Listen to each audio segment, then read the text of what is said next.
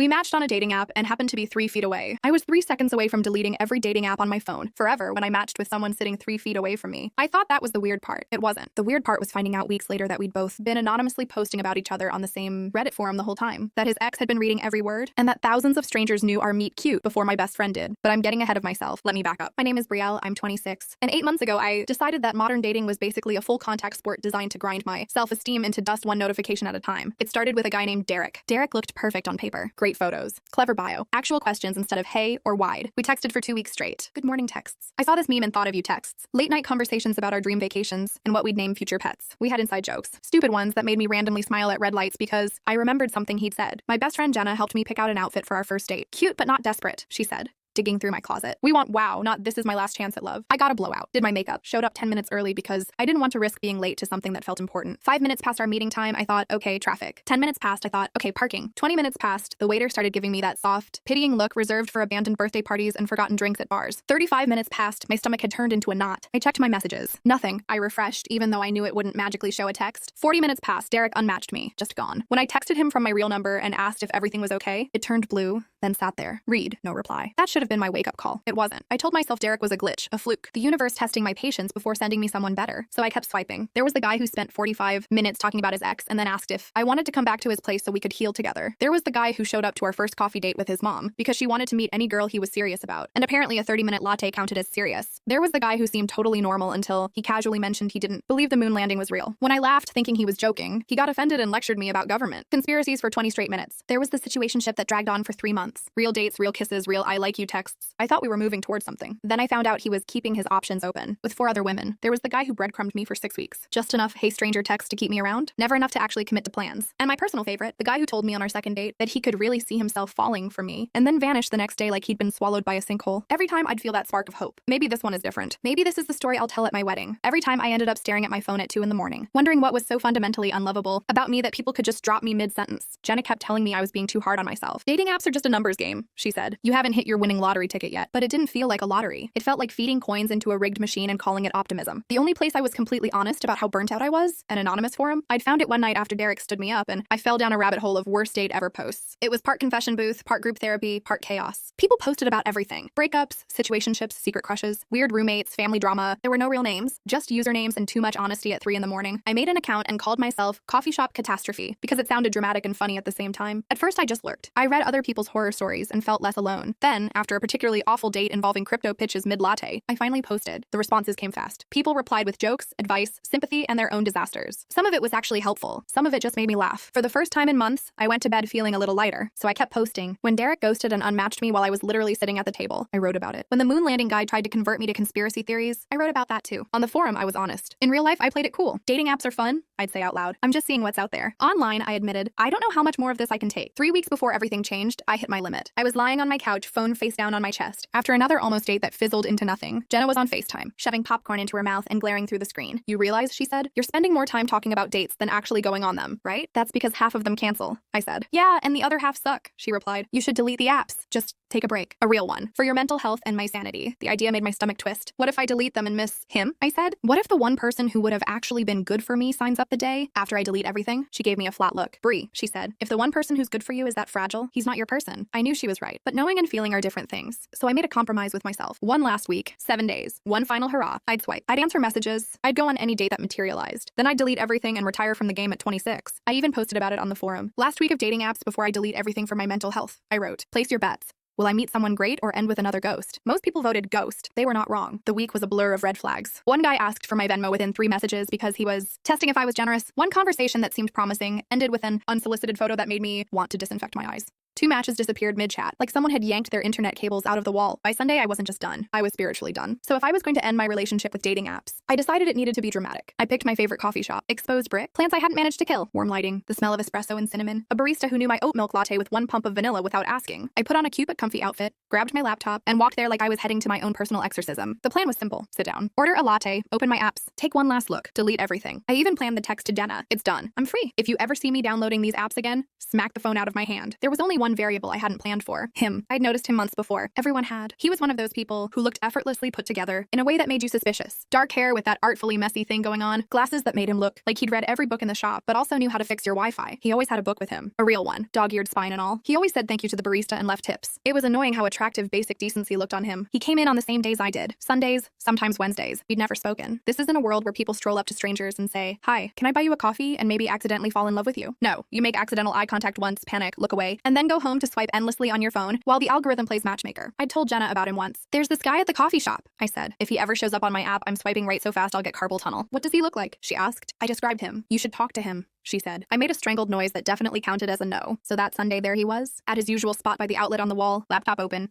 book next to his drink, glasses on. I clocked him as I walked in, felt my heart do a weird little flip, and forced myself to focus on the mission. Delete the apps. Reclaim your sanity. He was background scenery. I ordered my latte, found a table with a view of the door, and opened my laptop. Then I pulled out my phone. My dating apps were lined up on my home screen like little icons of emotional damage. I opened the main one, the worst offender. My profile stared back at me. Photos. A bio Jenna helped me write about burning rice and overthinking. A graveyard of dead conversations. I took a screenshot. Proof for future me that I'd actually done it. Proof for Jenna that I hadn't chickened out. My thumb hovered over the button to start the deletion process. 3, 2, 1. My phone buzzed. I almost ignored it. The whole point of this was to be dramatic, not distracted. Then I thought, what if it's Jenna, and glanced down. It wasn't Jenna. It was a notification from the app. Congrats. It said cheerful and evil. You've matched with someone with a 98% compatibility score. They're less than 100 feet away right now. My heart didn't just sink. It plummeted. 98%? Most of my matches had been mid-70s, a few low 80s, all disasters. 98% felt like the app's last-ditch attempt to keep me from leaving. Still, I tapped the notification. The app opened with a little spinning wheel. Searching, like it knew I was watching and wanted to milk the suspense. I glanced around the coffee shop, suddenly hyper-aware of everyone. Group of college girls with laptops in the corner, older couple sharing a pastry by the window, mom with 2 toddlers negotiating muffin bites, stressed guy in a suit whisper yelling into his AirPods, and him, coffee shop guy. He was looking at his phone. As I watched, his eyebrows lifted slightly. The way people's eyebrows lift when they see something unexpected. My stomach twisted. No, there was no way. The logical part of my brain said, there are at least 15 people in here. It could be anyone. The delusional part said, of course it's him. This is your movie moment. Don't screw it up. The profile finally loaded. Name, Wes. Age, 27. Software developer, 3 miles away in general, but less than 100 feet right now. Bio, looking for someone who will argue with me about whether a hot dog is a sandwich. Bonus points if you have strong opinions about coffee. His main photo was him laughing at something off camera. Even in the tiny, slightly blurry image, I knew it was him, coffee shop guy. My 98% match was sitting 3 tables away. I did the most logical thing I could think of. I panicked. I grabbed my laptop and physically turned my chair so my back was facing him, like a child playing hide and seek who thinks, if I can't see you, you can't see me. My hands shook. He had swiped right on me. He'd seen my photos, read my bio, and thought, yeah, I want to talk to her. Meanwhile, I'd never seen his profile until that exact second. My brain fizzed. What was I supposed to do? Walk over and say, hi, my phone says we're soulmates. Do you want half my croissant? Ignore the match and go back to my dramatic deletion like nothing happened? Both options felt insane. I thought about the last 8 months, the ghosting, the bad dates, the long, desperate posts on the forum where strangers told me I deserved better, and I almost believed them. I had spent so long saying, if the universe wanted me to meet someone, it would make it obvious. This felt obvious. Before I could talk myself out of it, I opened the chat with my 98% match. My logical brain screamed, think this through. My thumb did not care. So I typed, do you think a hot dog is a sandwich? I hit send and immediately considered throwing my phone into my latte. 30 seconds passed. Then 40. I contemplated sprinting out the door and never returning to this side of town again. Then I saw the 3 little dots appear. He was typing. I sneaked the tiniest look over my shoulder. He was staring at his phone, a small smile tugging at the corner of his mouth. His reply popped up. A hot dog is absolutely not a sandwich and I will die on this hill, he wrote. But I'm more concerned about how the app knows we're this close to each other. Should I be worried about being surveilled? A laugh escaped me before I could stop it. He was funny. Good sign. I think the app is just trying to force awkward encounters between strangers. I typed, classic tech bro move, 3 dots. It's working, he replied. I've been trying to figure out how to look around without seeming like a creep. My heart rate doubled. He didn't know which person I was yet. I knew exactly who he was. For the first time in months, it felt like I had some tiny advantage. What would you do if you figured out who I was? I asked. Honestly, he replied, probably panic. I'm terrible at approaching people in public. That's kind of why I'm on this app in the first place. Something about that honesty hit me hard. Same, I wrote. I was literally about to delete this app forever when your notification popped up. Wait, seriously? Why? He asked. I stared at the blinking cursor. This was the kind of thing I dumped on the anonymous forum, not on real humans with faces. But maybe that was the problem. Because I'm exhausted, I wrote. 8 months of bad dates and almost relationships, and people who seemed great until they weren't. I was ready to delete everything and pretend I never wanted any of it. I watched his shoulders shift as he read. I know exactly what you mean, he replied. I've had this app for a year. Every date has felt like a job interview where neither of us got the job. I keep hoping one will feel different. It never does. So why keep trying? I asked. Because sometimes I see a profile and think, maybe, he wrote, maybe this one will be different. And apparently I'm a sucker for maybe. My pulse ticked up. Did you think that when you saw mine? I typed. The second I sent it, I wished I could pull it back out of the air. Too honest. Too vulnerable. Yeah, he replied almost instantly. I did. Your bio made me laugh out loud in a coffee shop like a weirdo. And your second photo, you have this smile that made me want to know what you were thinking about. My cheeks warmed. I knew exactly which photo he meant. Jenna had bullied me into using it. That's really sweet, I wrote. Thank you. So, he wrote, have you figured out which one I am yet? I took a breath. Time to stop hiding. Dark hair, I typed. Glasses. Sitting by the outlet near the wall. You run your hand through your hair every time your phone buzzes. I hit send and watched him. He froze for 3 seconds. Then his eyes lifted and swept slowly around the room, sharper now. When his gaze landed on me, I didn't look away. Our eyes met. Recognition flashed across his face. His mouth dropped open slightly. Then he smiled. It was a real smile, the kind that crinkled the corners of his eyes and made my stomach flip. He glanced down at his phone,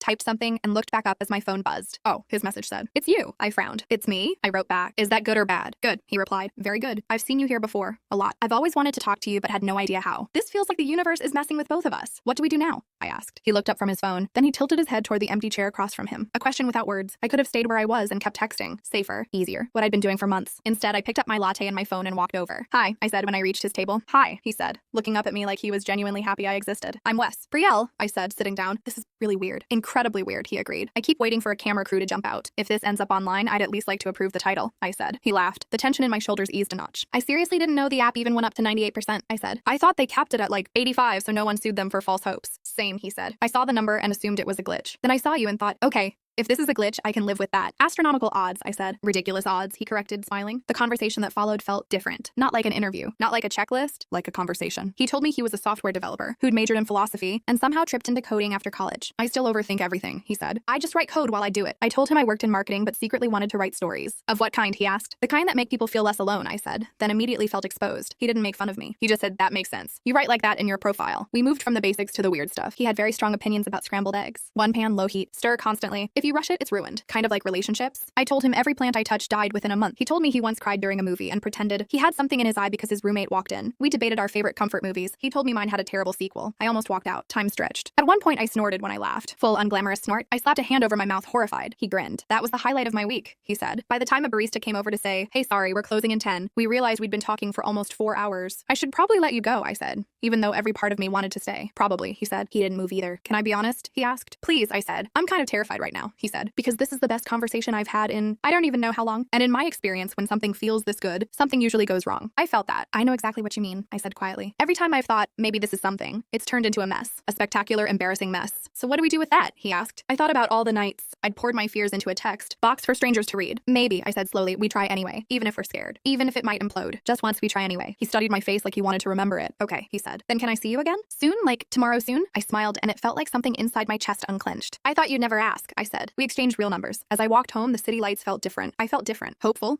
Terrified. Alive. That night, I did what I always did when my feelings got too big for my body. I opened the anonymous forum. Title, I matched with my coffee shop crush while he was sitting 3 feet away from me. I wrote everything. The 98% match. The less than 100 feet notification. The panic turning the chair moment. The 4-hour conversation. The way I felt like I'd accidentally walked into a rom-com I didn't believe in anymore. The comments blew up. This is the content I'm here for. If you don't update us, I will riot. Plot twist, he's on here too as dev guy in distress. I had no idea how close that joke was to the truth. I also had no idea how quickly our story was about to stop being just ours. I just promised I'd update and went to sleep smiling for the first time in a long time. Our second date was at a bookstore. We're doing a game, he said. Whoever finds the weirdest book title wins. He came back with a cookbook called Cooking for One and loving it. I came back with a pamphlet titled How to Talk to Your Cat About Gun Safety. We sat on the floor in the aisle, reading lines to each other and laughing until people side-eyed us over their hardcovers. Third date, he made dinner at his apartment. He burned the garlic bread. The smoke alarm is just needy, he said, waving a towel under it. We ended up on his tiny couch at 2 a.m, talking about our childhoods, our families, and the versions of ourselves we wanted to become. He said, I don't really believe in soulmates, but I believe in people who feel like home. I almost melted into the cushions. And because I didn't know how not to, I kept posting on the forum.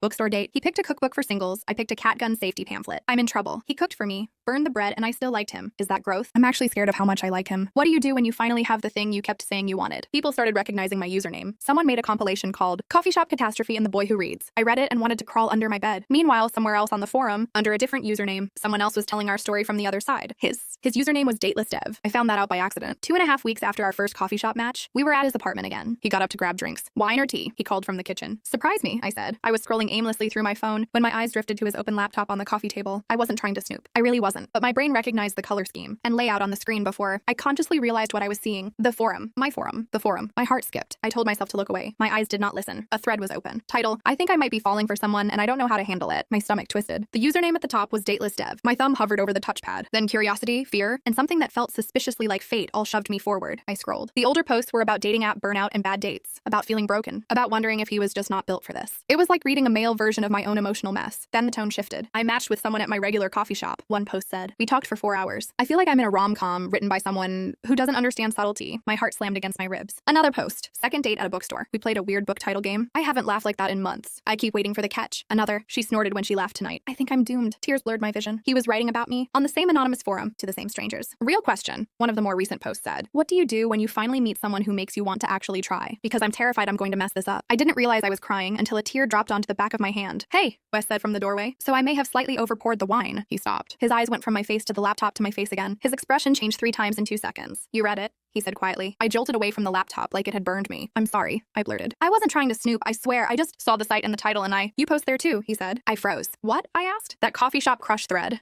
he said slowly. About the guy with glasses who always has a book and never talks to you. My blood turned to ice. I found it weeks ago, he said, before we matched. I thought, wow, that sounds exactly like my coffee shop. I convinced myself it was just a coincidence. Then we matched and yeah, not a coincidence. That was me, I whispered. Coffee shop catastrophe. And I'm dateless Dev, he said. We stared at each other. So I said, we've both been anonymously posting about each other on the same forum to the same group of strangers before we even met. When you say it like that, he said, it sounds unhinged. I laughed through the tears. It's kind of weirdly romantic, I said. I was going to say that, he replied. I wiped at my face. I read your posts, I admitted, about the coffee shop girl, about being scared, about waiting for everything to fall apart. He winced. Not my finest moments, he said. They were honest, I said. More honest than most people are willing to be with themselves. I read yours too, he said. About Derek. About the situationship guy. About how tired you were of being almost loved. Heat crept up my neck. So you knew, I said quietly. You knew how much I wanted something real, and how scared I was, before we even met. Yeah, he said. I did. That's terrifying, I said. A little, he agreed, but also reassuring. We both walked into this fully aware of how messed up the other person was. Despite everything, I laughed. Can I be honest? I said. Please. He said. When I saw your laptop, I said, my first thought was that you were posting about some other girl. His face crumpled for a second. Ouch, he said softly. Fair, but ouch. And then when I realized you were posting about me, I continued. My next thought was, what happens if someday I stumble on a post about how it all went wrong? He was quiet for a moment. I've had that thought too, he said finally. Except in my version, you're the one writing posts about how I turned out to be just another disaster. We sat there side by side with our parallel fears between us. So what do we do? I asked. He reached over and closed the laptop gently. I think, he said, we stop performing our relationship for strangers and actually have it with each other. I let out a breath I hadn't realized I was holding. I've gotten so used to dumping my feelings in that forum, I said. Like if they're written down somewhere, they'll hurt less. But half the time, I'd read my own posts and feel worse. Same, he admitted. Therapy is great and all, but apparently I thought anonymous strangers were cheaper. We can still go to therapy, I said. Just maybe stop turning this, I gestured between us, into a live blog. Deal, he said. One last update each? Deal, I said. That night, I posted one final time. Update, I wrote. Coffee shop guy and I are actually dating. It's scary and good and real, and I think if I keep narrating every detail to strangers, I'm going to sabotage it. So I'm logging off. Thank you for listening to my mess. Coffee shop catastrophe out, he posted. Update, I'm falling for the girl from the coffee shop. I've been using this space as a safety net, but it's time to actually show up in my own life. Dateless Dev signing off. We closed our laptops. I thought that was the end of it. I had no idea that our posts were about to go semi-viral and that the internet wasn't done with us yet. 3 days later at work, my coworker walked into the break room holding her phone. Have you seen this? She asked. It's like a real-life rom-com unfolding on that anonymous forum. My heart stuttered. She shoved her phone into my hands. Someone had screenshotted my entire saga, my posts, my updates, and turned it into a massive thread on another site. People were commenting things like, this is why I still believe in love. If they don't end up together, I'm suing the universe. I've been following this since the Derek post. I'm emotionally invested. I stared at the screen, my entire body buzzing. Wild, right? My coworker said. Imagine being the girl in this story. I forced a laugh that sounded nothing like me. Yeah, I said, I'm wild. That night I told Wes. So apparently we're content, I said. He groaned. Of course we are, he said. We're the internet's emotional support situationship. Situationship, I corrected. We upgraded to actual relationship. True, he said. Do we tell people it's us? Absolutely not, I said immediately. Thank God, he said. We agreed to let the thread live its own life. Eventually, like everything online, it slid down the feed. New drama took its place, and it was just us again. For a while, the next test didn't come from the internet. It walked into our coffee shop. We'd been dating about 3.5 weeks. The coffee shop had officially become our place. We had a regular table. The barista started drawing little hearts on our cups. I got there early one afternoon and grabbed our table by the window. Wes texted. Running late, meeting, 10 mins. Don't let them give my drink to another man. I smiled, typed back a heart, and set my phone down. The bell over the door chimed. I looked up and saw her. I knew who she was instantly. Not because I'd met her, because I'd seen her face in Wes's old photos. Tagged pictures from college. 2 years of his life documented in graduation shots, holiday pictures, and blurry selfies. Erin. She was the kind of pretty that felt almost unfair. Tall, dark hair, effortlessly stylish. She ordered something complicated, then turned around to scan the room. Her gaze landed on me. Her eyes flicked to the second drink on the table, the empty chair, my face again. She smiled, not kindly. Knowingly, she walked over and sat down in Wes's seat without asking. You're Brielle, right?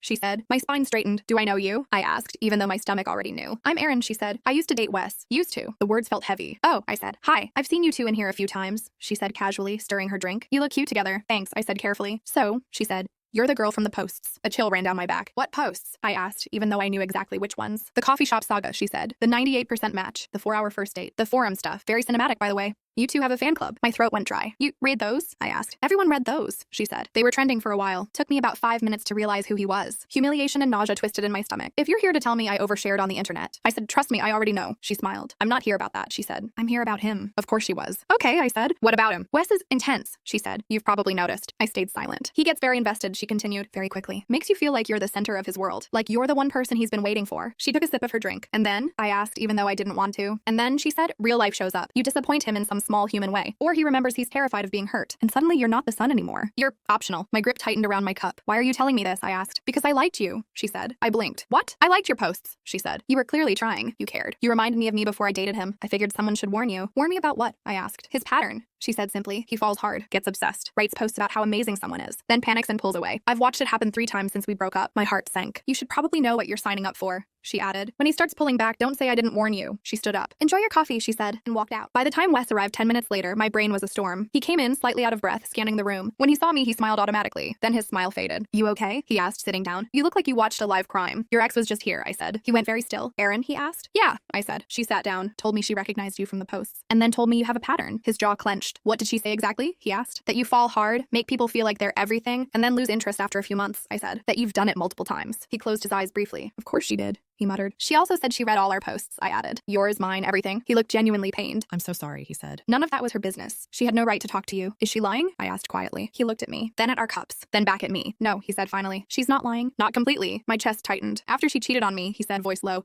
I didn't know how to do relationships anymore. I'd start seeing someone, and as soon as it felt serious, I'd freak out. I'd pick fights. I'd find reasons it wouldn't work. I'd leave before they could leave me. Like you said in your posts, I said. Yeah, he said. Exactly like that. I hurt people who didn't deserve it. I'm not proud of it. And now, I asked, what's different now? He held my gaze. Now I'm trying not to be that person anymore, he said. I started therapy last year. I've been working on my commitment issues like it's my second job. I didn't want to dump all of that on you on date 1, but I also didn't want it to blindside you. How do I know, I asked, that I'm not just another person you practice on and then add to your pattern? You don't, he said softly. You can't. And the same is true for me. I don't know that you won't wake up someday and decide, I'm boring or too much work. That's comforting, I said dryly. But, he added, I can tell you that this feels different. With you, I'm not looking for exits. I'm looking for ways to stay. That hasn't happened in a long time. That's a lot of pressure to put on someone, I said. To be the one that's different. You're not responsible for fixing me, he said quickly. My issues are my responsibility. I'm just trying to be honest about where I'm at. I stared at him. At the guy who'd read my anonymous posts about feeling too much. At the guy whose ex had just tried to plant doubt in my chest. I've been hurt too, I said. Not by one big betrayal, just a bunch of small ones. Ghosts. Half-loves. People who treated me like a backup plan. I know, he said softly. I read your posts. The ones you wrote at 2 a.m. when you thought no one was listening. And you still wanted to be here? I asked. Yes, he said. Maybe because of them. The way you keep trying even when you're scared. That's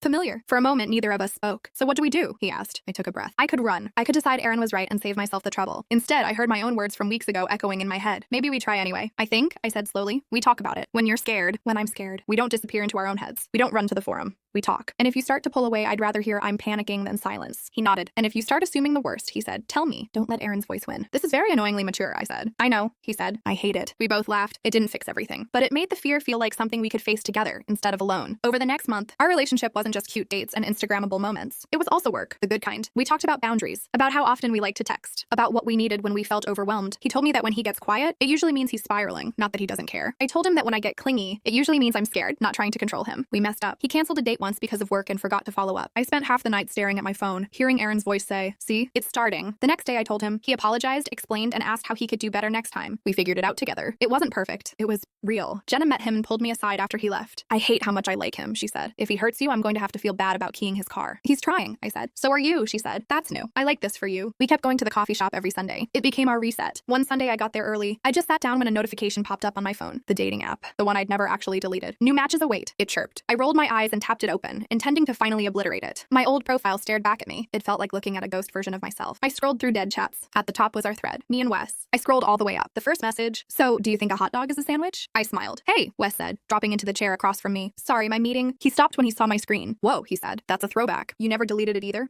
I asked. He pulled out his phone and held it up. Same app, same icon, untouched. I forgot it was there, he admitted. Guess we weren't as dramatic as we thought. 98% compatibility, I said. Think they got it right? He smiled. I think percentages are fake, he said. But I think we're pretty good. Want to delete it? I asked. For real this time? Only if we do it together, he said. We opened our settings, counted down. 1, 2, 3. We both hit delete. The icons disappeared. Months of swiping, hoping, and hurting vanished with one tap. Instead of panic, I felt free. So, he said, putting his phone away. No apps, no anonymous forums? Just us. What do we do now? I think we just live, I said. He grinned and and reached across the table to take my hand. I can do that, he said. Later, walking through the city as the sun dropped behind the buildings, we passed the bookstore from our second date. Can I tell you something, he asked. Always, I said. The day we matched, he said. I wasn't planning to open the app anymore. I'd been coming to that coffee shop every Sunday, telling myself, today I'll talk to her. Me? I said, surprised. Yeah, you, he said. You always sat at the same table. You always ordered the same thing. You made the barista laugh. I had this whole idea of you in my head. The app just gave me an excuse. I swallowed. So the algorithm didn't really find me, I said. It just finally caught up. Exactly, he said. He cupped my face in his hands. I am really, really glad you didn't delete it 3 seconds sooner, he said. Me too, I said. He kissed me on the sidewalk under a sky streaked with pink and orange. We're still together. We still go to that coffee shop every Sunday. We still argue about whether hot dogs are sandwiches. We still have bad days and hard conversations and moments where old fears whisper in our ears. But now when those voices show up, we tell each other. Not strangers on a forum. Not an app algorithm. Each other. The dating app is gone. The forum login is buried somewhere in an old email. Sometimes someone will send me a link to that old compiled thread and say, this sounds like something that would happen to you. I just laugh. Because it did. It did happen to me. To us. 2 people who matched while sitting 3 feet apart. 2 people who almost gave up. 2 people who decided for once to try anyway.